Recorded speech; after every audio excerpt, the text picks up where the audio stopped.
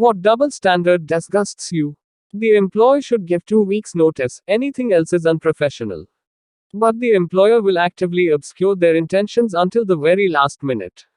I trained my replacement once, who had been introduced to me as my assistant, so obviously I wanted to teach them the job properly. I came into work after my weekend and was called over by my boss and told that my assistant had transitioned into my position and thank you for helping them ease into the role.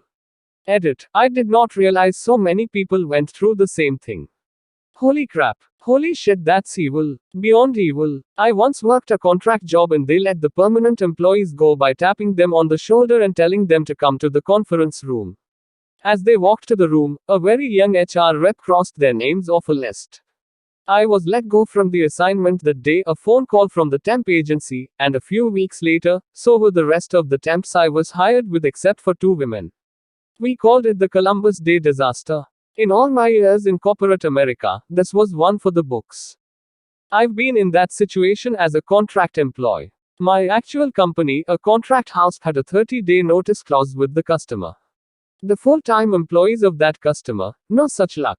90% of them were let go one day and the contractors were left twiddling their thumbs for the next month, with the remaining 10% of employees who weren't let go but were floundering. It was awful. I kept my cool because I'm a lot older and I've seen it all. People remember that last impression you leave. People were crying, screaming, cursing. I was never so happy to leave a job. People that were on vacation and let go has their desks packed up and were not allowed to go back in the building. So shady. Coworker told me how he left his previous job. Our current job is actually with the brother of the asshole. They were doing snow removal. Specifically for an embassy property. Thing about embassy contracts is you need to have clearance for each employee plus the license plates. Well, the guys come back from a snow run only to be told the partnership between brothers was over. They were all fired. Their stuff is waiting at the door, and they weren't allowed back inside to even get warm. Karma though. This happened mid-winter, northern-ish Canada.